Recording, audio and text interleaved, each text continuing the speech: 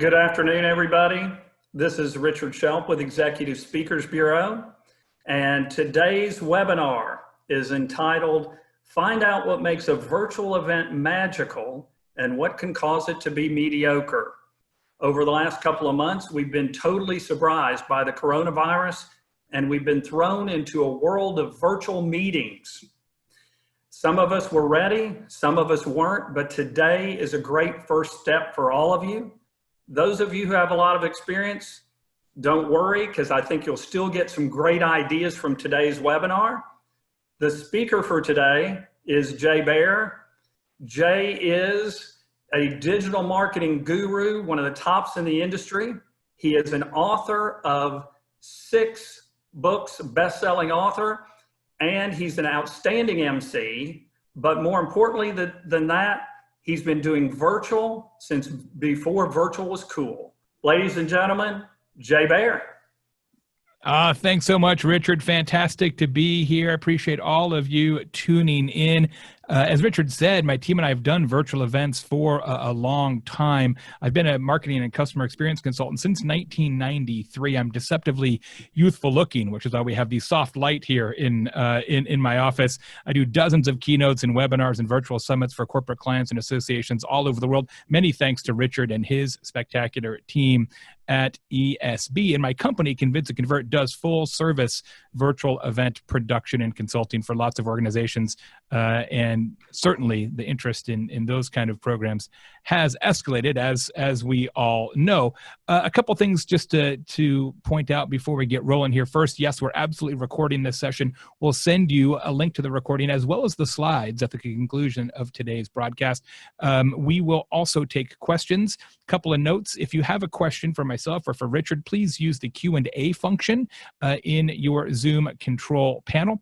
If you just have a comment or something that you want to throw out there that's not necessarily a question per se, please use the chat for that. And to make sure we all know how that works, why don't you tell Richard and I where you are dialing in from using the chat function on your Zoom webinar control panel. Let's see where everybody is dialing in from. I always like when you ask that question and somebody says the garage or my kid's bedroom, right? It's everybody's working from home now. We've got somebody in our team going on a 2-week vacation and is going to spend 1 day in each room of her house over a 2-week period. It's like an around the world trip. All right, thank you very much. That's fantastic. Here's the truth about virtual events, in my estimation. I think Richard will agree. The reality is that a lot of them kind of suck. And, people are sort of going through the motions. They're not really certain how to make them better. And the reality is that now, obviously, virtual events are everywhere. There's so many circumstances, meetings, events, gatherings of all types that used to be face-to-face that are now moving online. And because some of those events aren't very good, virtual events in general as a category are going to accumulate some perception baggage. I think we're already seeing that a little bit, this idea of like, oh gosh, not another webinar, right? Not another meeting where people aren't on mute and you can hear their dog barking or whatever the circumstances are. And so there's already, just in this relatively short period of time, a little bit of a fatigue about the whole thing. So we want to make sure that we understand what your own issues, concerns, questions are about virtual events, and then fix all of those things as much as we possibly can, Richard and I, here today. But instead of just throwing out some best practices and tips, we want to do it logically and methodically. So we're going to go through and address what I believe are the 8 big questions, that you need to ask yourself and your team about virtual events. Now, to put this together, I'm going to use a slightly different technology here. You might want to click on speaker view in the top right-hand corner of your Zoom webinar control panel. If you have not done so, it'll make this part a little bit easier. I am going to actually use a slightly different tool here, which is called Prezi Video, so that the slides are right there next to my face, as you see. And then I can make the slide bigger like this, and I can ask you the first big question, which is, what are the objectives? What are the objectives of your meeting? I mean, look, we assume that what we're trying to do in many cases right now is take a live event and turn it into a virtual event. Yes, but the reality is it's not necessarily about the event. The goal is not to have an event. An event is a means to an end. It is always a means to an end. The real objectives are to educate attendees, to motivate attendees, to sell to attendees possibly, to connect attendees to one another, to connect them to third parties like sponsors or business partners. And so the reality is that maybe it's possible that a virtual event isn't actually what you need at all. Maybe now that things have been redefined, perhaps you want to do some other type of content that's not an event. And so for each of these questions, I'm going to give you the inside scoop, what I really think about each of these questions. And for this inside scoop, maybe the virtual event isn't what you need. Maybe it's an online training course. Maybe it's a video podcast series. Maybe it's a weekly Facebook Live broadcast from your executive team. Maybe it's an interactive white paper. Or, yes, of course, maybe it is a virtual event. So we'll talk obviously about doing it as virtual events here today, but the first question you need to ask is, does it definitely need to be an event? Is that actually the best way to accomplish our business objectives? Because the business objectives are here and the event objectives are underneath that. Second question is, what is the run of show? We're all familiar with a run of show, how the event gets blocked out and planned out. That is a little bit different in a virtual event setting for a number of different reasons. We have to think about how much information do you anticipate providing in this virtual event? And if you were going to do this in a live event setting, how long would that take? How many different speakers might you actually have in this program? What are the time zone issues that you might face when all the attendees are joining from home? And that's one of the things I think we tend to overlook, right? When we have a live event, by definition, everybody's on the same time zone because they're in the same hotel.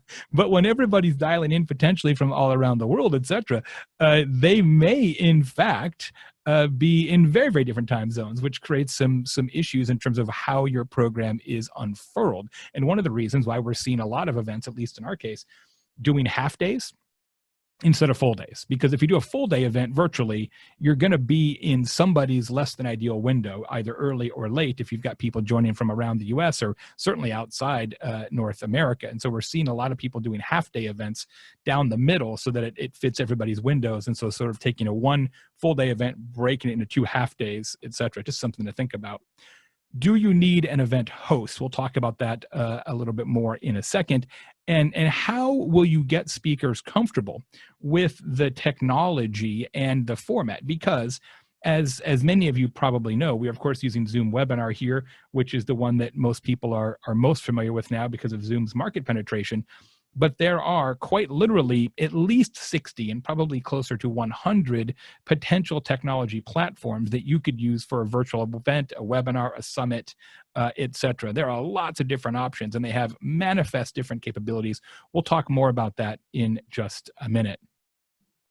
Next thing I want to tell you about this on the inside scoop is that I believe the best practice is to keep your virtual events and the session overall pretty tight. In fact, my company and I actually invented and specialize in, for some of the work we do for corporate clients, in what we call the Webinine. And it's called the Webinine because it's a webinar in just 9 minutes. The whole thing is only 9 minutes long, and people love it because if you can't tune in live, you get offered the recording, and the chances of somebody listening to a 9-minute recording ex post facto much higher than somebody listening to an hour-long recording or a 4-hour-long recording, et cetera.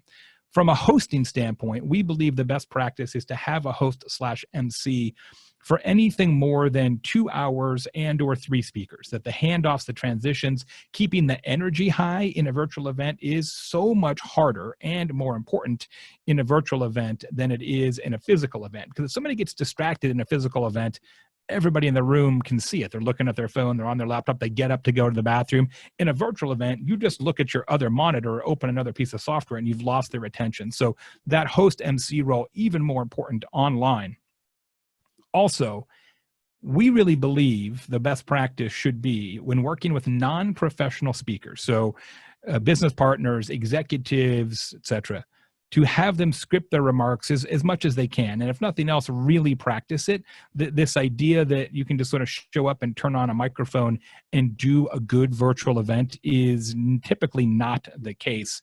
And of course, really important to actually rehearse, and not just rehearse, sort of into the mirror, but in the actual platform itself, because each of these technology platforms have very different interfaces that the speakers are looking at while they're presenting, and whomever is the talent, if you will, has to be very, very familiar with the nuances of each of those platforms. So let's take a second here and do a quick poll. I'm interested to see what you all think about this one.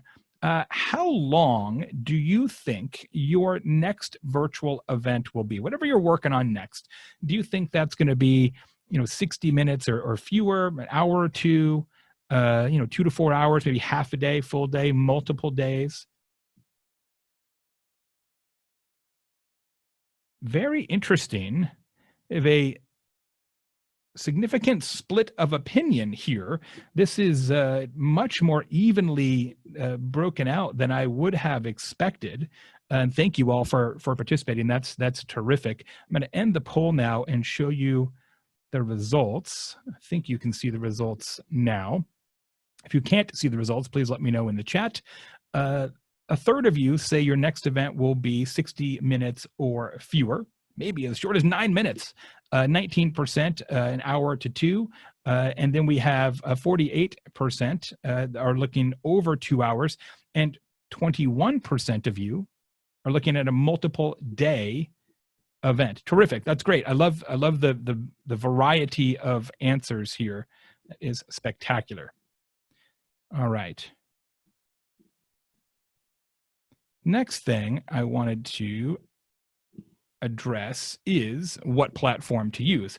I've had so many questions about this because, as I mentioned, there are so many platforms, and I wish I could give you an easy answer, but of course there is no easy answer to this question. But there are some answers that you can come up with yourself that will help guide you to a selection. First is, well, how many people are we talking about here? Is this 25 people or 2,500 people? There are massive differences in virtual event platform options based on attendees and your preferences for interactivity, which we'll talk about in just a moment. Remember this, though, the most important number is not total attendees, i.e. the number of people who registered. It is simultaneous users. How many people are logged on at any given time? Because that's the number of streams that software has to spit out to the number of computers across the world. So it's not about registrants, it's about simultaneous users. There's a question in the chat. Thanks so much about what I'm using to do the switching and the interactive slides. There are a number of tools that you can use for this type of technique where you almost have a newscaster style over your shoulder presentation. The one I'm using is called Prezi Live, Prezi Live, Prezi. Kristen will put that in the chat for you. It's, in my estimation, the easiest one to use. And I have 3 buttons on my computer, and number 1 and number 2 and number 3. If I press number 1, that's the one shot, it's just me. If I press number 2, it's over my shoulder, and number 3 is full screen slide. So I'm just literally pressing 1, 2, 3, and I built this presentation in Prezi to be able to give you that kind of experience, because I wanted to show you some of the things that you can do in a virtual event as opposed to what you typically would do, as we did at the beginning of the presentation, which is just show you the slides and then have my image, or my video, I should say, over the top of it. When it comes to selecting virtual event technology, a few things that I can recommend. Now, this is not by any stretch of the imagination an exhaustive list, but we've used lots of them, and a couple of things to think of. On the easy side, for sort of a webinar style approach, as we have here, obviously Zoom Webinar, you're familiar with that because you're in one. WebEx from Cisco, Big Marker is another technology that works really well. For the mid-weight size, where it's a little bit more of a quote-unquote virtual event, it is beyond a webinar. in many cases, but not quite the full-blown virtual summit style presentation. You might look at On24 and Adobe Connect. And then when you get into the full scale, probably a day or multiple day programming where you want to have a lot of attendee interactions, maybe a faux exhibit hall, quote unquote. Some of the technologies that can allow for that would include Hop-In, InExpo, 6Connects, and there's a number of others. If you have questions about specific platforms, please feel free to let me know either here or later, and we'll do whatever we can to assist. And I know Richard and his team are also spending a lot of time thinking through how these different technologies work and how to make recommendations based on the style of the event under consideration.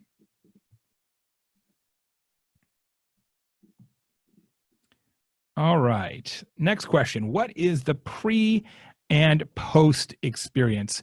And I gotta tell you, this one is so important and chronically underappreciated. Because when you think about this, okay, it's not like a live event. When you think about this, the virtual event begins, right? It begins as soon as somebody hears about it via email, via social media, via any other method. And so the question then becomes, do you need people to register? As you did for this session, you filled out a wee form, and then we sent you reminder emails. Do you need to do that? And if you do need a registration process, what information do you have to collect? What must you know before the session in order for people to be, quote unquote, approved to attend? And I want to tell you a little tip about that. If you ask people to register, make it as easy as possible. And I'll tell you why in just a moment. What information do they get after they register but before the event? What kind of reminder emails are sent out? And also from a post-event experience, remember that the event doesn't actually end until the last communication in the follow-up sequence concludes. What are people going to get from you after the virtual event ceases? Is it a reminder email? Is it an email with a link to the slides? Is it an email with a link to the slides and a special offer? What are all of these post-event communications, and who sends them? And how do you make sure people receive them? And how do you know that these emails are going to be clicked and opened and read and utilized? One of the things to think about, friends, when you are selecting your actual virtual event technology platform, is that some of them, Zoom Webinar happens to be one, and this isn't necessarily good or bad, it just is a truth. Some of these technology platforms have the registration and email reminder functionality built into the system. Others really focus on the event side of it and will ask you to do registration and reminders and pre and post outside in a different system that you may already own or need to acquire. And then others have a hybrid or an optional approach. So some of them are packaged full service, others are not. And even those that are packaged in full service like Zoom Webinar can be less than ideal. For example, we do a lot of webinars in Zoom Webinar because people are familiar with it and we know it and it's relatively easy to execute. However, your ability to design the registration page, the actual landing page, and make it look really good and very custom and very nifty graphically is significantly mitigated in Zoom Webinar. It is not its best feature is the registration page environment. So if you really want to stay on brand and do something really awesome graphically, Zoom Webinar may not be the best bet just for that reason. Okay. All right. Inside scoop here is this. You should, wherever possible, make the titles of your virtual event sessions as punchy and descriptive and illustrative and interesting as possible. See, in a live event setting, people are already there, right? They've already taken time off. They've bought a plane ticket. They got a hotel room. They're pretty psychologically committed to your thing. And so the description and the title of any individual session within that event is less critical in a live event world because they're already there, right? They've already made the commitment. Now, is there a chance they're going to go to the pool? Yeah, of course. But generally speaking, you can hold them because they've already voted with their behavior to be there. In a virtual event environment, it's much easier for somebody to turn tail. And so you want to make sure that you spend more time than you typically would on the actual titles of each session and the descriptions for each session. When it comes to registration, I would make it as obstacle-free as possible. The tendency is, and it's human nature to say, well, we have to have people register. So while we're at it, while we're having them fill out a form, let's also find out how big they are. Let's find out how many employees they have.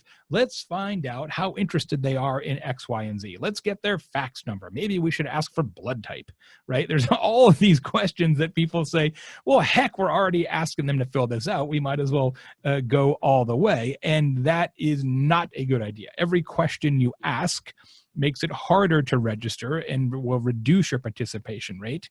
One of the things that is a sort of little secret tip that I will tell you is that when you use things like polls in a webinar or any virtual summit, generally, there may be some outliers here, but generally speaking, your answers to those questions will append to your registration record. So let me tell you how that works in practice.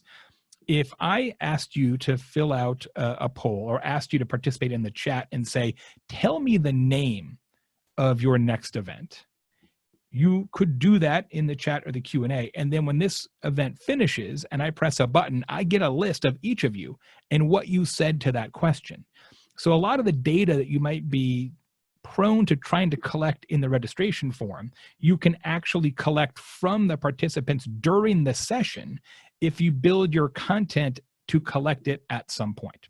So that makes it easier to register, also more interactive. Sales teams and people like that love that approach for follow-up purposes, etc. Spend a lot of time on your reminders. Really think about what you want to say in these emails that nudge people to show up live. We have about a 75%, 75% show up rate for this session, which is terrific. Industry standard pre-pandemic was 25%. So to be at 65 to 75% is outstanding. We also have to make sure we understand that some people may not tune in live. And so we have to understand how we're going to handle the distribution of the recordings. Do people get recordings of everything? Do they get highlights? Do they only get the keynotes, quote unquote? What does that look like? Certainly something to think through before you launch the event. All right, next question is, how interactive do you want this to be? This is a very common query, and for good reason, because there really is no standard. And I would argue that most attendees haven't been to enough of these kind of events to really have what you might consider to be a significant expectation of what is good or less good. And there are, in fact, a number of options in this scenario. In terms of how interactive do you want it? Of course, you are going to want audience questions, I presume. But the question is, do you want to do that in chat? Do you do it in Q&A? There are certainly platforms that allow you to call on an audience member and then open up their audio so that they can then express their questions or concerns verbally. You can have your presenters take questions during the presentation, as we are here, or hold questions till the end. You can build poll questions into the presentation, as we've already seen in this seminar.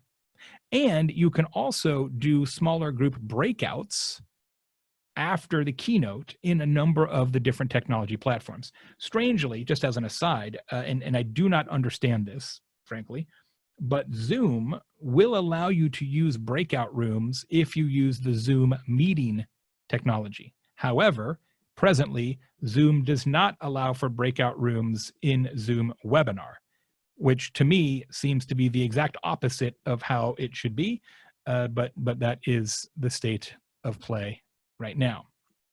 A couple of thoughts here.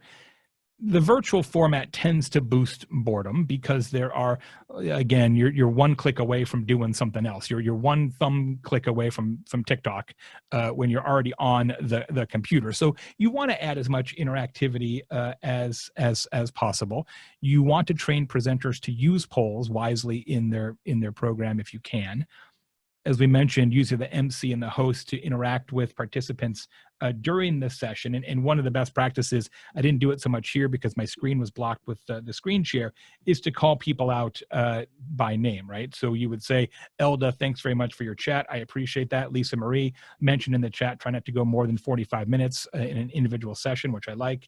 Merle had a great comment in here as well. So making sure that people know they are seen in the chat is definitely a nice touch from an MC and host perspective. As mentioned, I don't love allowing the audience to go on camera or via audio asking questions because you can't control for that. You have no idea. If you open their audio, you have no idea what's going to happen on the other side. It just makes me a little nervous. So I try to not do that. I can see circumstances where it might make sense, but I don't love that idea. But as a general rule, you can't just take your offline presentation, the thing that you were going to do in the big annual meeting in Boca, and just say, okay, it's in PowerPoint, press screen share, and we're off and running. It just doesn't work in the same way. Speaking of which, let's do another poll here. I've got one that I'm interested for you to look at about questions and interactivity. Take a look at this. What is your opinion on questions from the audience in virtual events, both as an attendee of virtual events and as a creator of them? Do you think audience should be encouraged to ask questions during? They should be encouraged to ask questions following, or be discouraged from asking questions to make sure the event can stay on track from a time perspective? Yeah, Lisa Marie has a really good point, which that asking questions during can throw your timing off for sure. And I will tell you, anecdotally, having worked with both professional speakers and non-professional speakers, it's one of the differences is that, you know, your professional folks typically have that clock in their head, so they can kind of get thrown off by questions in the middle and then still kind of land the plane on time. Whereas people who don't do this routinely typically aren't quite as good at then adjusting on the fly and staying inside their time range. Personally, and again, this is not a best practice, it's just a personal preference. I like taking questions during in a virtual event. I hate taking questions during, and I often don't take questions at the end in a live event because then somebody's going to trot up to the microphone, and typically they ask a question that may or may not be relevant to the other 1,000 people in the room. But what I love about audience interaction and questions in a virtual event is if somebody asks a question that's not on point in this chat or in the Q&A, I just ignore it. Or I answer it later, or I answer it via email offline.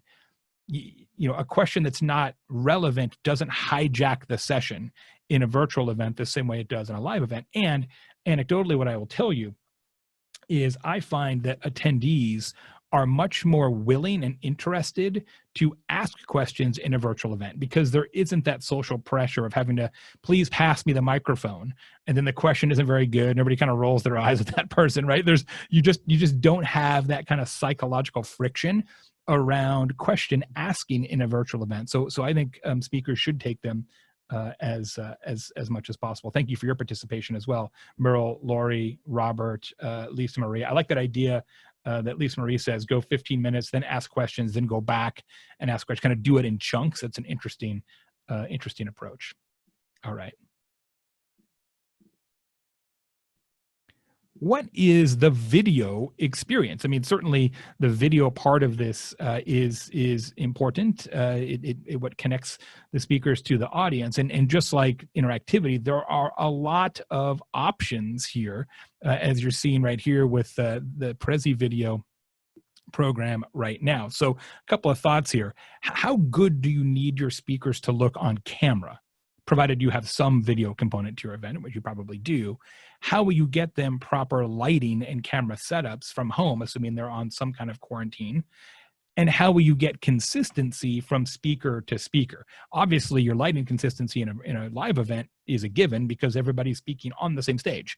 But when everybody's speaking from wherever they happen to be, having that consistency of look can be a little bit difficult. So a couple of thoughts here. I wouldn't totally obsess about the visuals. I don't think it's worth losing sleep over. There are lots of options to merge video with the content, as I am doing here with Present. You can see when I go back and forth, it kind of does that little carousel. There's lots of different styles of this as well. Ecamm Live is a similar software that does essentially the same thing with the overlays. So there's lots of ways to do that. It's not terribly difficult.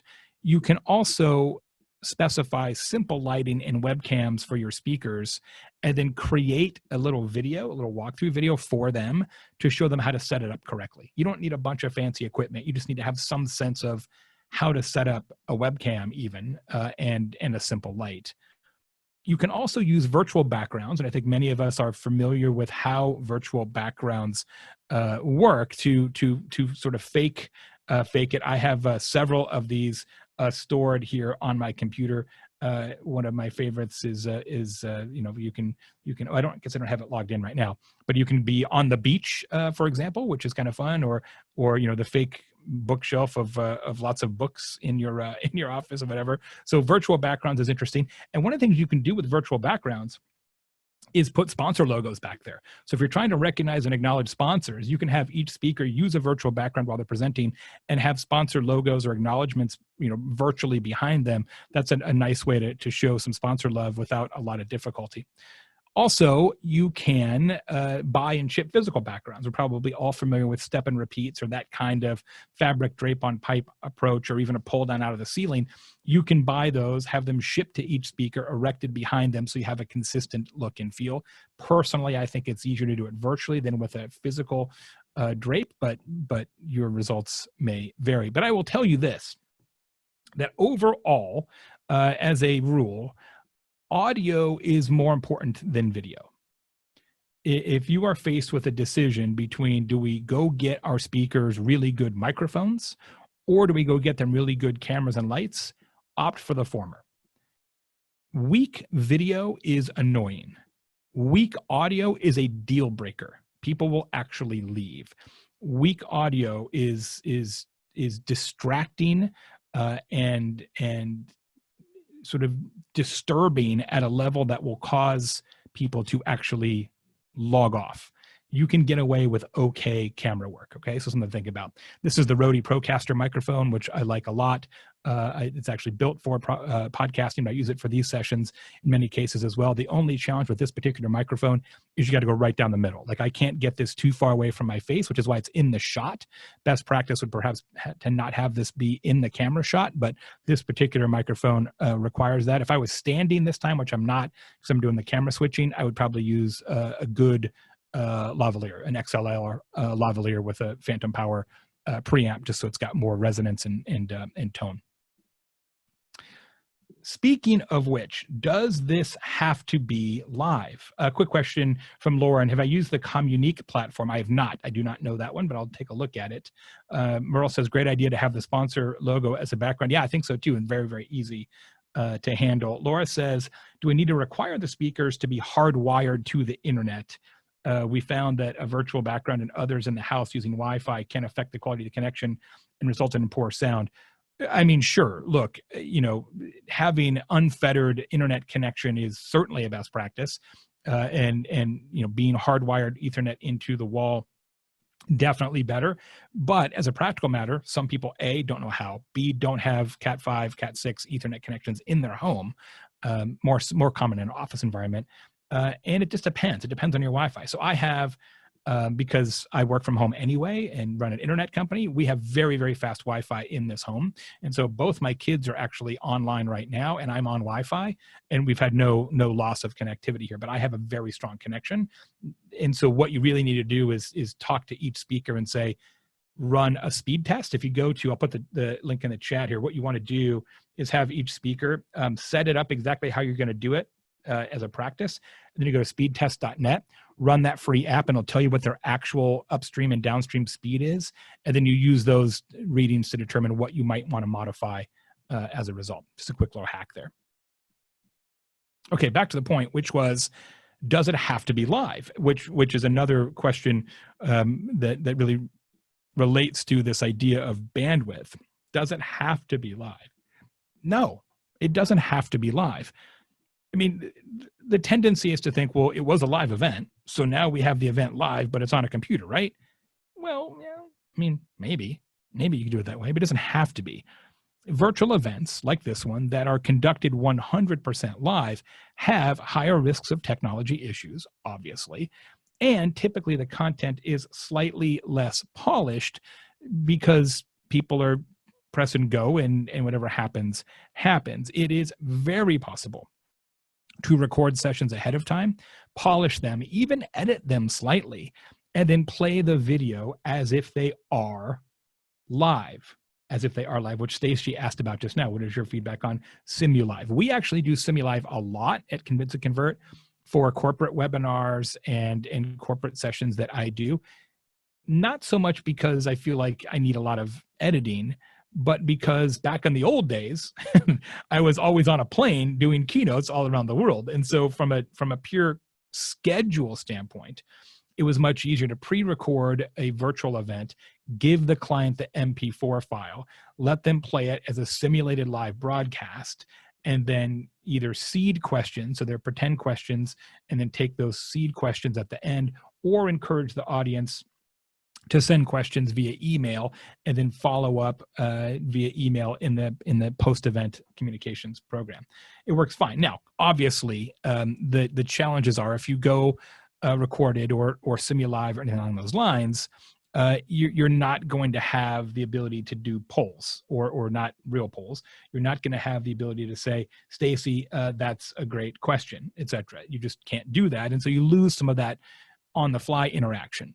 But by the same token, I have discovered, and you may have as well, Richard and others, I think it's actually very common for speakers to be more nervous when presenting in a virtual environment than in a physical environment, because you don't have the ability to read the room.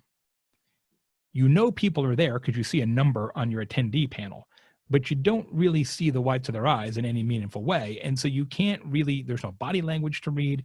It's just harder. You're sort of talking into a microphone and there's sort of this, is anybody out there? Does anybody hear me? And that takes some getting used to.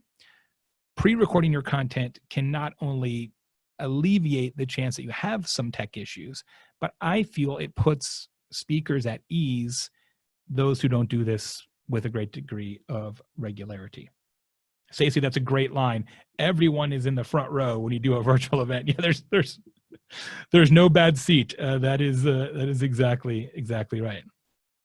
Lori asks in the Q&A, should we do a recorded session first, even as a backup? So if the live session has issues, we have a file.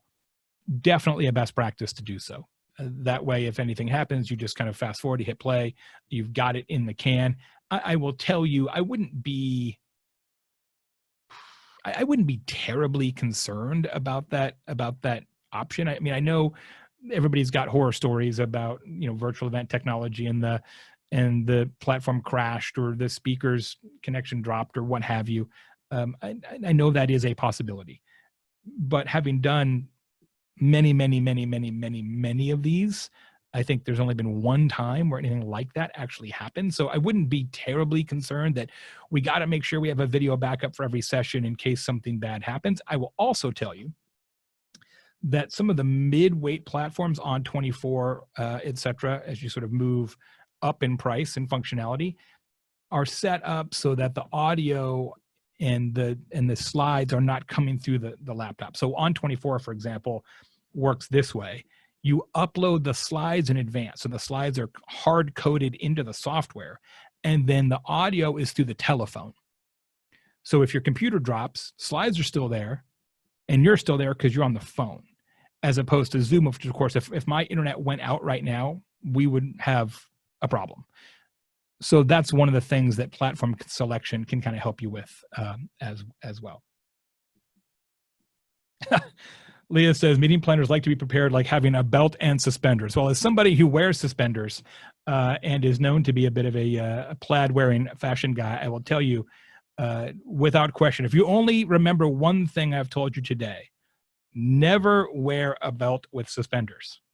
Never wear a belt with suspenders. It is not good form, friends. 8th question, final question. How can you get people to tune in?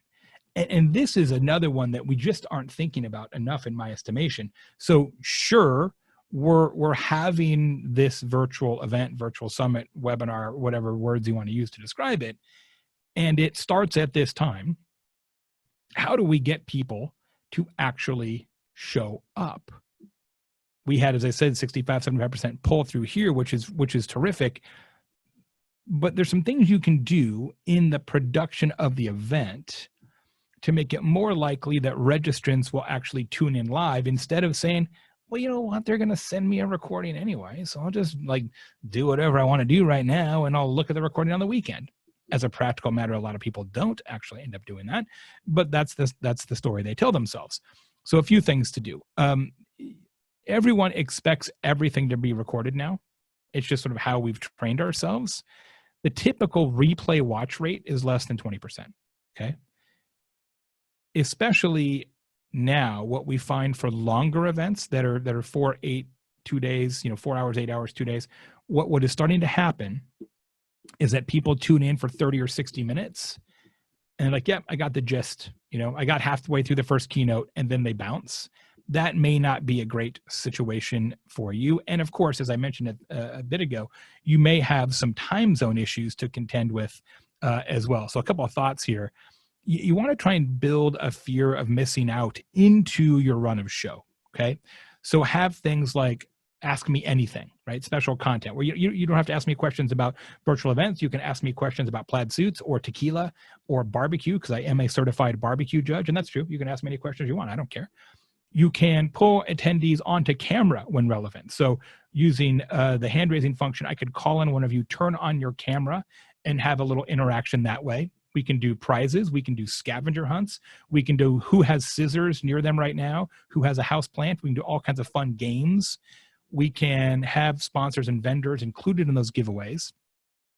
We can surprise guests and sort of have influencer drop-ins. So we can have awards in between each speaker. There's lots of things we can do to make sure that we don't lose the audience and they have to tune in live.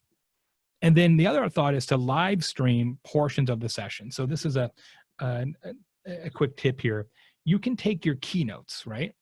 And you can stream them live to Facebook, to LinkedIn, to Instagram, etc., and then cut it off after like 10 minutes. Be like, okay, here's the first 10 minutes of the keynote. And then that gets people excited and encourages them to log in for the rest of that keynote and for the rest of the day. So you sort of give them a peek behind the curtain, if you will, to get them interested in tuning in for the rest of the session. Make sense? All right. So those are the big questions that I think you should ask, the 8 questions to ponder as you're producing your own live events. A reminder that my team and I at Convince and Convert do all of these kind of things. We actually have a whole series of packages that we use to help organizations think through live events, which includes run a show consulting and speaker selection consulting and consultant in conjunction with Richard and training speakers to add interactivity into their sessions and helping them use technology like Prezi Video we have right now. I will also tell you that we have produced a series of resources on this topic, including this cool infographic, which is called 11 Tips for Virtual Event Success, which includes some of the things we talked about today and some other tips we didn't have time to get to. If you want me to send you this infographic, just type the word yes in the chat box and we'll pick it up and email it to you after we conclude. Just type the word yes and we will take care of that for you. Thanks so very much. We now have some time for your questions. So let's get right into that, and we'll take as many as we can. Thanks again for being here, and hugest thanks to Richard and the entire team at ESB for putting this together and giving me the opportunity to address you. Richard has been a terrific partner for so many years. In fact, the second paid program I ever gave in my whole life was courtesy of Mr. Richard. I will never forget his support of me when I was just becoming a speaker. I really appreciate it, and he's been a good friend for a long time. Thanks, buddy. All right, questions. Merle says that Richard and ESB are great partners for our hospital association as well. Indeed, a good partner for everybody. Known to be one of the best people in the industry, and there's no surprise. No surprise there. Stacy asked, what are the reason I have an AirPod in my ear? Great question. So I could use my regular headphones into my laptop so that I could hear Richard when we were starting out. Or if I was going to take audio questions, I could hear you all. I also have this set as a monitor so I can hear what I sound like without the chance of feedback through the computer. So in any time you're doing a virtual presentation, a webinar, even a Zoom call with your own team or something along those lines, the best practice is to always have some sort of headphones, because when your microphone can pick up the audio coming out of your laptop, you have a chance of echo. And even if you don't get that annoying like wah, wah, wah, wah, that we've all been familiar with, it will actually degrade your audio if you run it through the same loop. So you're always better to have some kind of a headset. I just prefer the AirPod because I don't like to have the cable running in front of me. I just think it's not very nice in the shot. Good question. Okay, other questions. Some are coming in the Q&A. Fantastic. Let me pull this out. Daphne asks, great session. Thanks so much. Thank you. And Richard, can we expect speakers to be able to successfully manage a virtual presentation? What can we do to help them prepare? Well, thank you, Daphne. So yes, I think you should expect speakers to be able to do this. This is what speaking is now. Especially professional speakers. If they are executives or other people on your team, they may have some additional apprehension, as we've talked about. Here's the key. A, understanding the platform and what it can and cannot do. B, understanding what you can do and what you expect in terms of interactivity. C, understanding what you expect and can do in terms of audio and video. And then D, actually having more rehearsals and run-throughs than you would for a live event, right? As long as people have time to prepare, it'll be great. It's just that there's so much uncertainty now. And for a lot of speakers, even for professional speakers, I mean, again, I'm lucky because I've been a virtual event speaker as well as a live event speaker since the beginning. I've done this forever. But for a lot of people, even who are professional live event speakers, they've only done this 1, 2, 6 times, right? So it's just people don't have the repetition yet. It'll be fine. You just need to make sure everybody knows what the rules are. And when the speakers don't know what the rules are, I'm doing an event in a couple of weeks and they're still not really sure what the platform is, that creates a lot of challenges for me, because I don't know whether I should use Prezi Video as we did today, or I should use a regular webinar environment or something else. It just creates a lot of angst and uncertainty. So being organized will really help. Lori asks, I'm having a problem with getting platform providers to contact me back once I submit an inquiry. Yeah, for sure. I mean, Lori, here's the thing, right? If you run a webinar platform company, it's like selling face masks right now. I mean, your business has gone up like 16 bazillion% overnight, and they can't scale their sales team fast enough to keep up with the demand. So we absolutely can help. Send me an email, please, afterwards. Kristen will put my direct email address in the chat. It's jay@convinceandconvert.com, but she'll put that in there just so you have it. Send me a note and I'll do what I can. My good friend Brian Fanzo, who's also a terrific speaker, exceptional virtual experience, and is on the same roster as I am with Michelle Joyce. She's an agent for both of us, is actually producing a guide to all of the virtual event software companies with pros and cons of each. I'll try and ask Brian questions about your specific inquiry, Lori. Lori also asks another good question. Any suggested equipment for speakers to help them present better for mics and lighting? For sure. I can absolutely send you a link to sort of a kit to help people have at least pretty good audio and video without having to spend a bunch of money. You can get a decent lavalier for a laptop wired for $30 to $40. You can get a ring light around your camera for $30 to $40. The real challenge right now, just so you guys know, is if you don't have a camera, right? And a lot of people use a webcam. Your onboard laptop camera is not very good. You really shouldn't do that if you can help it. This is a Logitech 1080p webcam that I'm presenting from right now. Usually I use a better camera, but I have a little cable problem today. If you go to try and buy a webcam right now, and Logitech is really the best ones, it ain't going to happen. Like there are none, because what happened was the whole world now has to work from home. So everybody who has to work from home is like, I need a webcam now. And they are sold out 6 ways from Sunday. Like it is like buying gold bars. So the challenge is, if you can't get the cheap $100 webcam and you don't want to use your laptop camera, what camera do you use? And that is the $64,000 question right now. No easy answer, but I'll help you where I can. I'll check over here in the chat for some other questions. Lisa's leaving; she's got to go to our call. Thanks for being here. Merle says thanks, as well as does Maya, as does Stacy and Valerie. Valerie asks, how far in advance should you start planning a virtual conference? You know what? It's funny. I've never been asked that question per se. I mean, I would say ideally 4 months, right? I'd say month 1, content, month 2, technology, month 3, marketing, month 4, practice and polish-ish, right? So if you have the luxury, I would say 4 months. You may not have that luxury, but I think that sequence still holds. That's a really good question. I may do a separate session on that, on the process of virtual event planning and which things you should do first, like which ones should be precursors to others. That might be an interesting session to tackle, or maybe an ebook or something like that. Thanks for asking that question. That was a really good one. Laura is in favor of that. Well, I appreciate that very much. Before we go, I'm going to ask you to participate in one other poll question. And that is this poll right here. How much did you enjoy this session on a 5-star scale? Thanks for participating. Hey, Jennifer was here. Jennifer Lear, the marvelous Jennifer Lear. She says this is fantastic. Nice to have her here. Robert liked it as well. Very kind of you all to be here. And again, we will send you the recording and the slides as well, so you have it. I know I gave you a lot of information in a short period of time. I want to be respectful of your time. You'll have the opportunity to go through it again if you like, and you've got my email address. So any questions you have, feel free to reach out. I can answer one-off questions, and if you need more help on an actual consultative basis for my team and I to help you produce a virtual event, we'd be delighted to do so. Laura says the best she's seen in the industry so far. That makes me very, very happy. And of course, the real star of the show, Richard SCHELP and ESB, for putting this all together. Let's give him a virtual round of applause as well.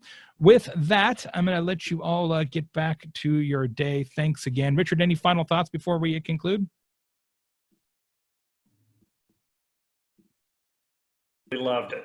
Absolutely loved it. But no final thoughts other than that. Terrific. All right, you guys, thanks again. We appreciate you. Don't worry, it's going to be fine. We'll make it happen. I really and truly believe this, that once you get comfortable with it, these virtual events can be just as good as live events in a different way, but also in some cases in a better way. So it'll be fantastic. We're happy to help. Take care now. Cheers.